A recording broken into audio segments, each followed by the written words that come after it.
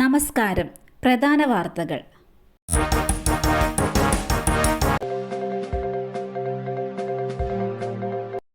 ഒൻപത് ഭീകരർ പിടിയിൽ. ഭീകരാക്രമണങ്ങളുടെ മുഖ്യ സൂത്രധാരനും അറസ്റ്റിൽ.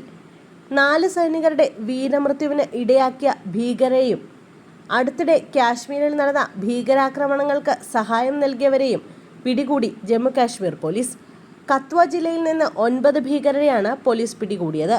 കഴിഞ്ഞ 2 മാസങ്ങളായി കാശ്മീരിൽ നടന്ന ഭീകരാക്രമണങ്ങളുടെ മുഖ്യ സൂത്രധാരൻ മുഹമ്മദ് ലത്തീഫ് അടക്കമുള്ളവരെയാണ് പോലീസ് പിടികൂടിയത്. ലേഡീസ് കമ്പാർട്ട്മെന്റിൽ യാത്ര. പുരുഷ യാത്രക്കാർക്കെതിരെ കേസെടുത്ത് RPF. എറണാകുളത്ത് നിന്നും കൊല്ലത്തേക്ക് പോയ മെമു ട്രെയിനിലെ വനിതാ കമ്പാർട്ട്മെന്റിൽ യാത്ര ചെയ്ത പുരുഷ യാത്രക്കാർക്കെതിരെ റെയിൽവേ പ്രൊട്ടക്ഷൻ ഫോഴ്സ് കേസെടുത്തു. യാത്രക്കാരുടെ പരാതിയെ തുടർന്ന് ചെങ്ങന്നൂർ RPF ആണ് കേസെടുത്തത്. 7 പേർക്കെതിരെയാണ് കേസ്. തുടർന്നുള്ള ദിവസങ്ങളിലും പരിശോധന ഉണ്ടായിരിക്കുമെന്നും നിയമം ലംഘിക്കുന്നവർക്കെതിരെ ശക്തമായ നടപടി സ്വീകരിക്കുമെന്നും Chengannur RPF CI AP Venu അറിയിച്ചു. സംസ്ഥാനത്ത് വരും മണിക്കൂറുകളിൽ ശക്തമായ മഴയ്ക്ക് സാധ്യതയെന്ന് മുന്നറിയിപ്പ്. കേന്ദ്ര കാലാവസ്ഥാ വകുപ്പിന്റെ ഏറ്റവും പുതിയ അറിയിപ്പ് പ്രകാരം അടുത്ത 3 മണിക്കൂറിൽ 3 ജില്ലകളിലാണ് ശക്തമായ മഴയ്ക്ക് കൂടുതൽ സാധ്യത.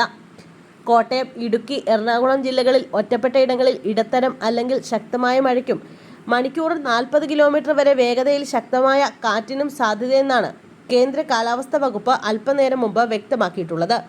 നാളെ 2 ജില്ലകളിൽ ഓറഞ്ച് അലർട്ട് പ്രഖ്യാപിച്ചിട്ടുണ്ട്. എറണാകുളം, തൃശൂർ ജില്ലകളിലാണ് ഓറഞ്ച് അലർട്ട്.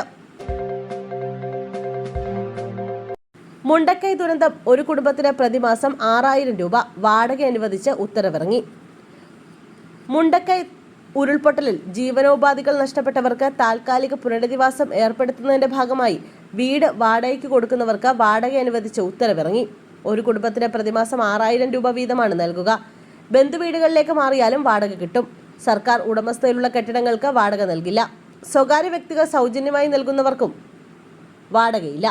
മുഴുവൻ സ്പോൺസർഷിപ്പ് കിട്ടുന്നവർക്കും വാടക ലഭിക്കില്ല. ഭാഗിക സ്പോൺസർഷിപ്പ് കിട്ടിയവർക്ക് 6000 രൂപ ലഭിക്കും. വാടക തുക മുഖ്യമന്ത്രിയുടെ ദുരിതാശ്വാസ നിധിയിൽ നിന്നാണ് അനുവദിക്കുക. ചാലിയാറിൽ തിരച്ചിലിനിറങ്ങി. സന്നദ്ധ പ്രവർത്തകർ വനത്തിൽ കുടുങ്ങി. മുണ്ടക്കൈ ഉരുൾപൊട്ടലിൽ കാണാതായവർക്കായി ചാലിയാറിൽ തെരച്ചിലിന് പോയ സന്നദ്ധ പ്രവർത്തകർ വനത്തിൽ കുടുങ്ങി. 14 SDPI പ്രവർത്തകരാണ് വനത്തിൽ കുടുങ്ങിയത്. നിലവിൽ സൂചിപ്പാറയ്ക്ക് സമീപത്താണ് സംഘമുള്ളത്. ചാലിയാർ വെള്ളം കൂടിയതോടെ മറുകരയിലേക്ക് കടക്കാനാകാതെ ഇവർ കുടുങ്ങിപ്പോവുകയായിരുന്നു. അതേസമയം മുണ്ടക്കൈ ചൂരൽമല ഭാഗത്ത് മഴ ശക്തമായി തുടരുകയാണ്. പുന്നപ്പുഴ കുത്തിയൊഴുകുകയാണ്. ഒഴുക്കിന്റെ ശക്തിയിൽ ദുരന്തത്തിന് ശേഷം പുഴയ്ക്ക് കുറുകെ താൽക്കാലികമായി നിർമ്മിച്ച ഇരുമ്പ് പാലം തകർന്നു. ബെയിലി പാലത്തിന് സമാന്തരമായുള്ള പാലമാണ് തകർന്നത്. മഴ ശക്തമായതോടെ ബെയിലി പാലം അടച്ചിരിക്കുകയാണ്. മുണ്ടക്കൈയിലും പരിസര പ്രദേശങ്ങളിലും ഉച്ചവരെ വെയിലായിരുന്നു. വൈകിട്ടോടെയാണ് മഴ ശക്തമായത്. ശക്തമായ ഒഴുക്കിനിടെ പശു പുന്നപ്പുഴയിലൂടെ ഒഴുകിപ്പോയി. അഗ്നിരക്ഷാ പ്രവർത്തകർ അടക്കമുള്ളവർ 3/4 മണിക്കൂറോളം സമയമെടുത്താണ് പശുവിനെ രക്ഷപ്പെടുത്തി കരയ്ക്കെത്തിച്ചത്. ഒഴുക്കിനിടെ പശുവിന്റെ കാൽ തകർന്ന പാലത്തിൽ കുടുങ്ങുകയായിരുന്നു. പശുവിന് പ്രാഥമിക ശുശ്രൂഷ നൽകി.